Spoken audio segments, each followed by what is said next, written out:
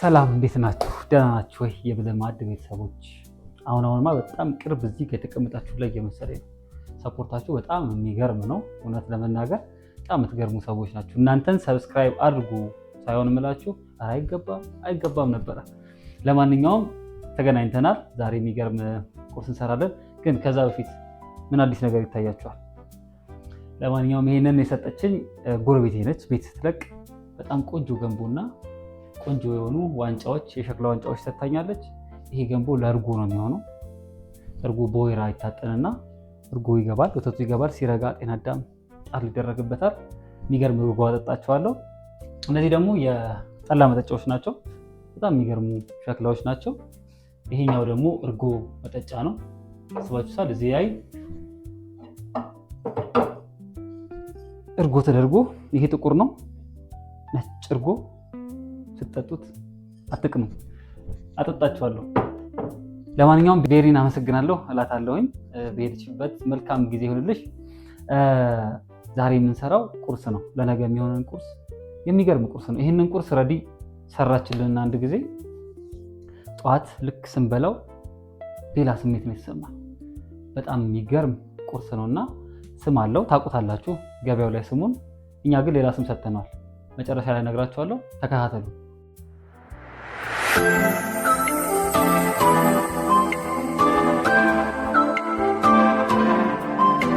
ለዚህ ስራ የሚያስፈልገን ዋነኝነት ድንች ያስፈልገናል፣ ሽንኩርት ያስፈልገናል፣ ቲማቲም ያስፈልገናል፣ ነጭ ሽንኩርት ያስፈልገናል፣ ሮዝመሪ ነው በእርጥቡ ከተገኘ፣ ካልሆነ ደግሞ ደረቁ የተፈጨ ሮዝመሪ ያስፈልገናል። ይሄን ካገኘን የተመረጠ ነው፣ ካልሆነ ደግሞ ደረቁን የተፈጨ ያስፈልገናል። ቆንጆ በርበሬ ያስፈልገናል። እንዲሁም መጨረሻ ላይ እንደ አስፈላጊነቱ ካቻፕ ያስፈልገናል። ሌላው ጨውና ዘይት ያስፈልገናል። መጀመሪያ እንግዲህ ድንቻችንን እንደዚህ እንልጣለን።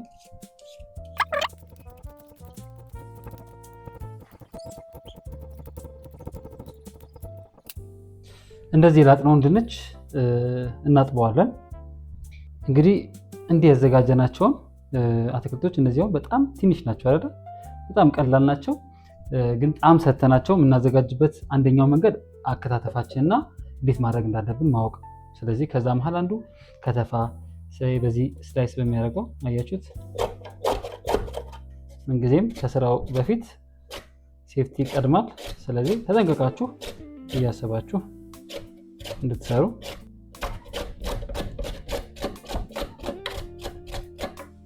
ቀጥሎ ቲማቲማችንን እንክተፍ። ይህንን በቀጫጭኑ በረጃጅሙ ነው የምንከትፈው። ባለበት ነው፣ ከውስጥ ያለውን አናወጣ። ተጠንቅቀን ቀጠን አድርገን እኩል አድርገን መክተፍ ይኖርብናል። በቻልነው አቅም አቀጣጥነን ነው መክተፍ ያለብን።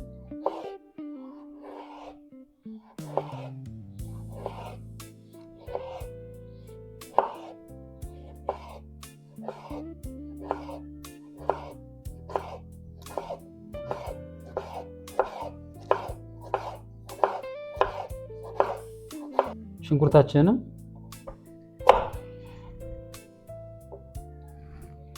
ፍሬምሪ ስለምናደርጋት ቀድመን እናውጣት።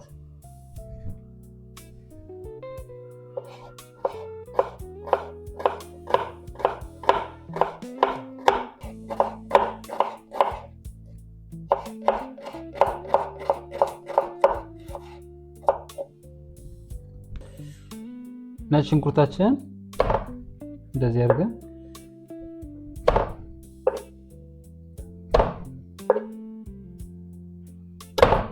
የተወሰነ ጣዕሙ እንዳይሄድብን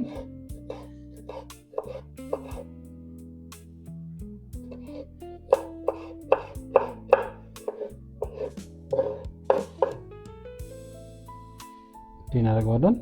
ቃሪያችንን በቀጫጭኑ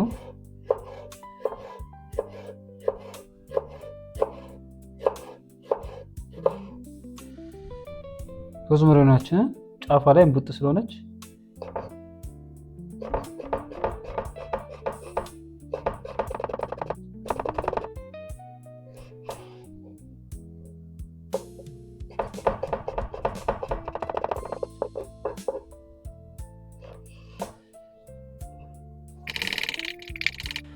አሁን እንዲህ ከትፈን ከጨረስን በኋላ እንደዚህ አዘጋጅተን ከጨረስን በኋላ መጥበሻችንን እናግልና ሁለቱንም መጥበስ እንጀምራለን ማለት ነው።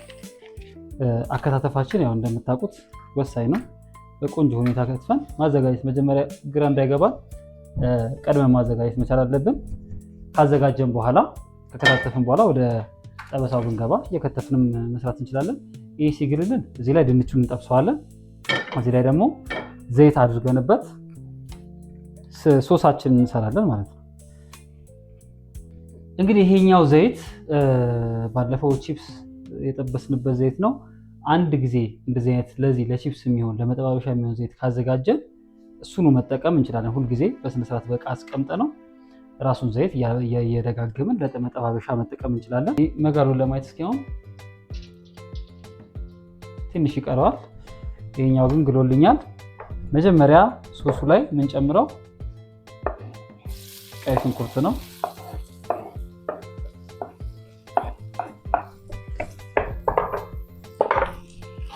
ቀይ ሽንኩርታችንን ጨምርና ትንሽ እንደመብሰል የተወሰነ እንደመብሰል ሲልልን ሽንኩርታችንን እንጨምራለን። ይሄ በዚህ ስቴጅ እያለ በጣም ብዙ መብሰል የለበትም። ሳይበስል ሽንኩርታችንን እንጨምራለን። ጣዕሙን እንዲወስድልን ወደ ውስጥ እንዲያስገባልን ሽንኩርቱ። ይሄኛውም ዘይት ግሎልናል። ድንቻችንን እንጨምራለን።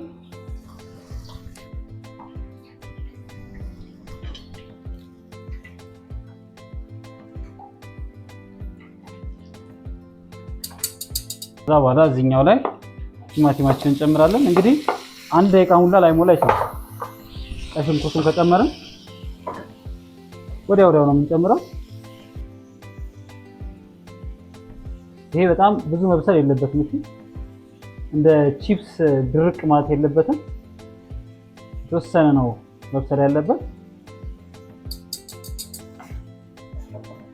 ይሄ ቁርስ እንግዲህ 15 ደቂቃ በቂ ነው ይሄን ቁርስ ለማዘጋጀት።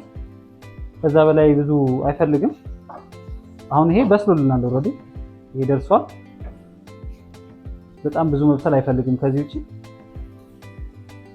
አሁን ቅመማችንን እንጨምርና ይሄኛውም ኦልሬዲ በቃው። እዚህ ስቴጅ ላይ ያን ያህል እንደ ቺፕስ ብዙ መብሰል የለበትም። ተጠንቀቁ፣ ድርቅ ማለት የለበትም። አሁን ይሄ በቅቶታል። እናወጣዋለን። እናጠፋውና እዚህ ላይ ሮዝመሪናችንን እንጨምራለን። ቆንጆ በርበሬ እንጨምራለን። የሚገርመው ሽታው ሆድ ያላውሳል። በቃ ሶሱ አያችሁ እንደዚህ ደረሰ። ስለዚህ ይሄንን አውጥተን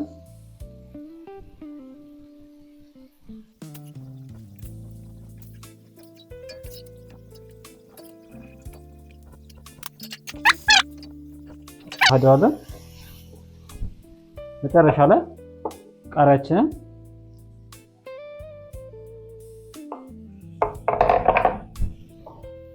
ጨምርና እንደዚህ እናዋህደዋለን።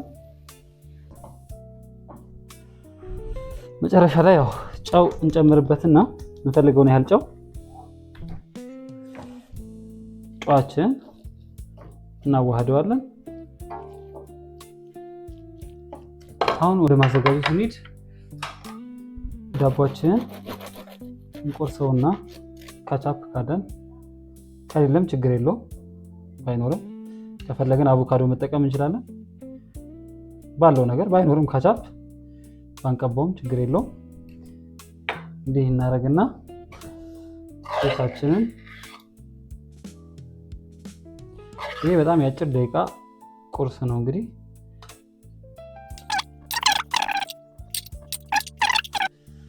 እንደምታዩት እጅግ በጣም ውብ የሆነ ቁርስ አዘጋጅተናል። መክሰስ መሆን ይችላል። እንዴት ሰራነውን ቁርስ እኛ ጣዕም ድንች ብለናል። እናንተ ደግሞ የራሳችሁን ስም መስጠት ትችላላችሁ። እንግዲህ እኔ እንደዚህ አይነት ቆንጆ ምርጥ ቁርስ መስራት ከቻልኩኝ እናንተ ምንም እንደማያቅታችሁ አልጠራጠርም። በጣም ቀላል ግብአት ነው። ግብአቶቹን ተጠቅመን ቁርሳችንን የሚገርም አድርገን መስራት እንችላለን። ይሄ ለልጆች በጣም ደስ ይላል። እንደ ቫራይቲ ነው። በጾም ሰዓት በተለይ አሁን ምን ልብላ ቁርስ ምን ልብላ ብላችሁ የምትጨነቁ ሰዎች እንደዚህ አዘጋጅታችሁ በቀላሉ በ15 ደቂቃ ውስጥ ሰርታችሁ መመገብ ትችላላችሁ። እናንተን ሰብስክራይብ አድርጉ ማለት ለቀባሪው ማርዳት ይሆንብኛል። ምክንያቱም ሰብስክራይብ እያረጋችሁ ነው፣ ካሰብኩት በላይ እያረጋችሁ ነው። ማመስገን ብቻ ነው የኔ ድርሻ። አመሰግናለሁ እላችኋለሁ። ሳምንት በሌላ ቆንጆ ምግብ እንመጣለን። ጠብቁ።